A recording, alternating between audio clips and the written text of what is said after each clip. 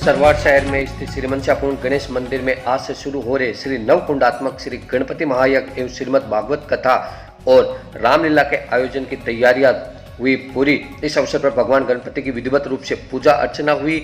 वहीं पंडित राजेंद्र प्रसाद तिवारी द्वारा मंत्र उच्चारण के साथ भगवान गणपति को निमंत्रण दिया गया। इस दौरान भाजपा नेता राधेश्याम पोरवाल व कमलेश रेगर ने बताया कि श्री मनसापूर्ण गणेश जी मंदिर में नवकुंडात्मक महायज्ञ की तैयारियां पूरी हो चुकी है। ये जो यज्ञशाला तैयार हुई है उसको लेकर क्या कहना चाहोगे और कितनी संख्या में यहाँ श्रद्धालु पहुँचेंगे, क्या उम्मीद है?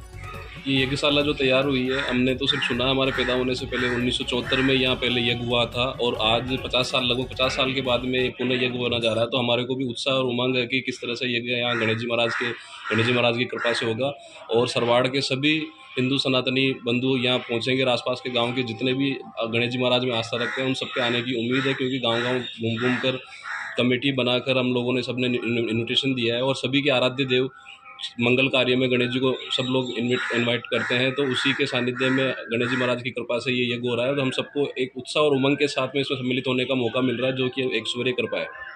हमारे चैनल के माध्यम से आप श्रद्धालुओं को क्या संदेश देना चाहोगे? आपके चैनल के माध्यम से श्रद्धालुओं को यही कहना चाह रहे हैं कि ज़्यादा से ज़्यादा संख्या में इस यज्ञ में अपनी आहुति दें और ये सनातन का ये जो हिंदू एकता का जो पर्व कहा जाता है, जो आदि अनादि काल से ऋषि मुनियों के द्वारा जो यज्ञ चलाए जा रहे थे अपने वातावरण की शुद्धि के लिए, अपने मानसिक शुद्धि के लिए और अपने आसपास के वातावरण के बौद्धिक विकास के लिए जो यज्ञ की पद्धति चली आ रही है उसमें अपनी आहुति दें और अपने आने वाली पीढ़ियों को बताएं कि किस तरह से ऋषि मुनि यज्ञ करते थे। उसी के अनुपालना में आज भी कलयुग में इतने विशाल काय और विशाल जनसंख्याओं को समावित करके एकाग्रचित होते हुए और एकता का परिचय देते हुए ये किया जा रहा है। धन्यवाद सर। सर आपका नाम?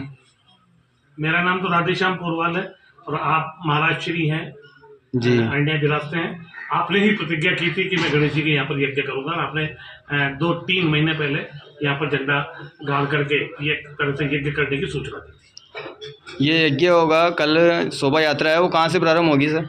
कल इस यज्ञ के निमित्त पहला कार्यक्रम भीमेश्वर महादेव से शोभा यात्रा निकल रही है, जिसमें करीब हमारे ये मानना है कि 400 की संख्या तो आ गई है। ये भीमेश्वर महादेव से बस स्टैंड, सदर बाजार, दुधाड़े बाजार होते हुए तहसील, पुरानी तहसील के सामने होकर के गणेश जी के मंदिर पर आएगी। क्या क्या व्यवस्था चल रही है सर अभी यहाँ?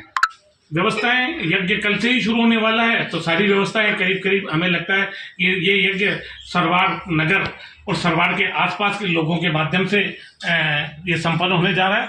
और निश्चित रूप से इसमें जो जो व्यवस्थाएं होती है इतने कम समय में, ये सरवाड़ के इन कार्यकर्ताओं की बदौलत ही संभव हो पाया कि इतने कम समय में एकदम से मुझे लगता है कि 3-4-5 दिन के समय में ही लोगों को ये रुचि पैदा हुई और लगता है कि 3-4-5 दिन में लोगों को लग रहा है कि यहाँ यज्ञ होना ही चाहिए। इसलिए 4-5 दिनों में सबने अपनी अपनी व्यवस्थाएं, कोई कलश की व्यवस्था कर रहा है, कोई खाने पीने की व्यवस्था कर रहा है, कोई इसके यज्ञ सामग्री की व्यवस्था कर रहा है, कोई आने वाले संतों के लिए ठहरने की व्यवस्था कर रहा है, कोई लाइट की व्यवस्था कर रहा है, कोई सफाई की व्यवस्था कर रहा है।